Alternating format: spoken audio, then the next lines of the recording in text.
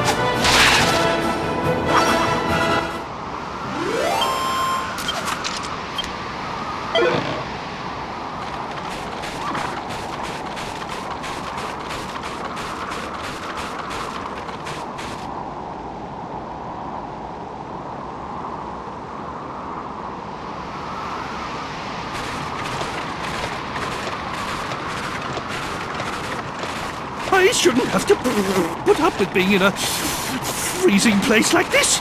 It's all Megus's fault. Well, but he's dead now. So I suppose it's that Leo what's-his-name's fault. I don't know. Dog of all things.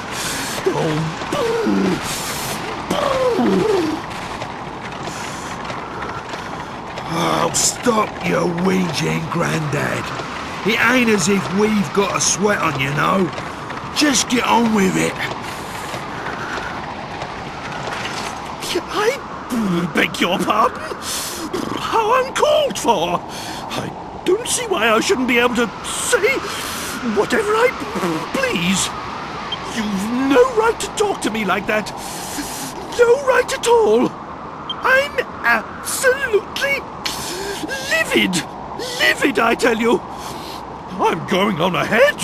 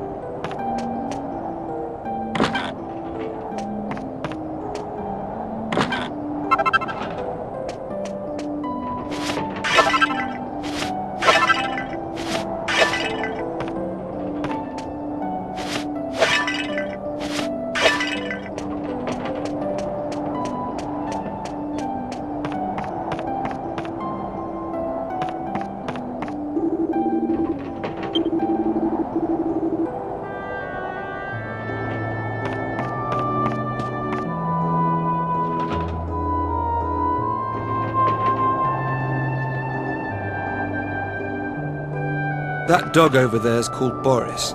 He's the one who dug us out from the snow. What a dog. He's a lot more use than a certain king, don't you think? And he smells a bit better, too. How dare you, boy? How could you say such a thing about your own master?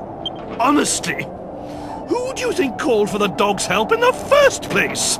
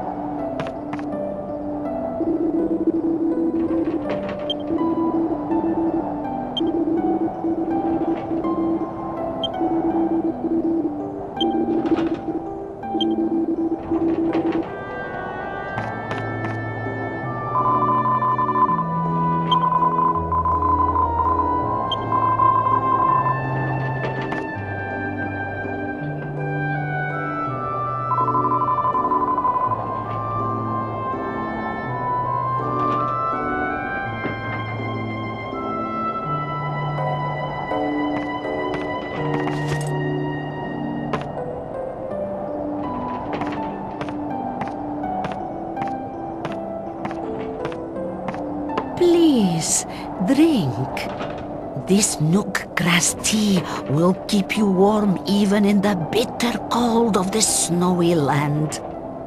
How terribly kind of you. First you save us from the avalanche, then you put us up for the night, and now you warm our innards. Now that's what I call hospitality. And what's really amazing is that you helped a weird old monster like him in the first place. You loathsome lowlife! You, of all people, have no right to call me weird. It is true that his appearance is a little unusual. But when you get to my age, you learn not to judge a horse by its harness. And of course, I would help anyone who was in trouble so far from civilization. I hope you don't mind me asking, but why do you live all the way out here on your own?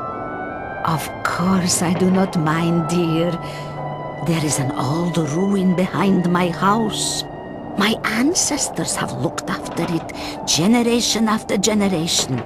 It is a family duty. But that will all end with me. I have no one to follow in my footsteps when my life is finished. Really? It must be pretty tough living on your own like this. Duty or no duty. It is comfortable enough. I have lived here since I was a child, so it is not a hardship. Besides, to live life is not to walk through a meadow. And from time to time, people get lost here in the mountains like you, so I am not lonely. And I always have Boris to keep me company. Ah, on the subject of dogs, we had something to ask you, Marta.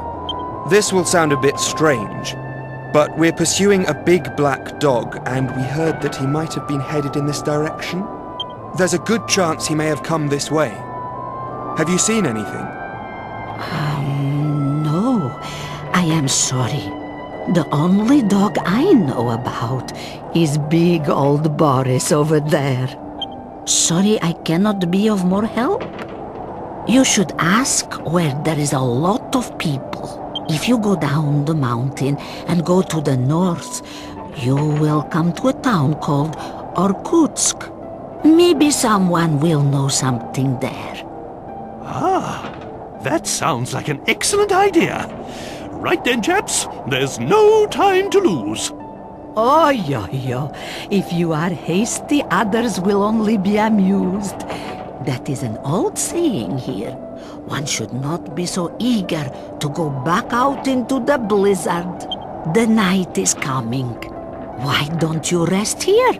I am sure the blizzard will be gone by morning, so you can leave for Irkutsk then.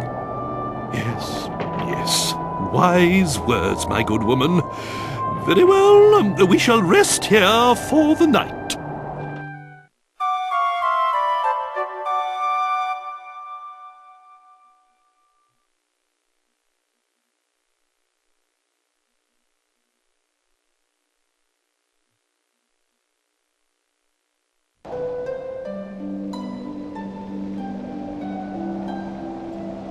Go north from the bottom of the mountain, and you will come to Irkutsk.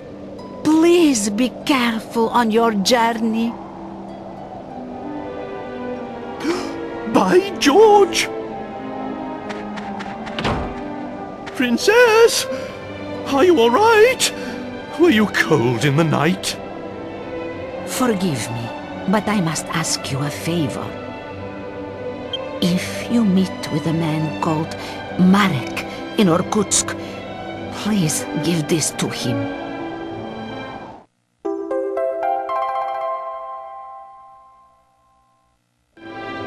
He is probably working with herbs like I am.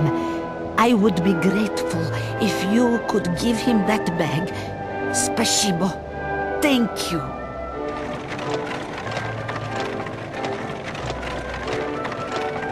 Right then! Off to Irkutsk! Toodly bye!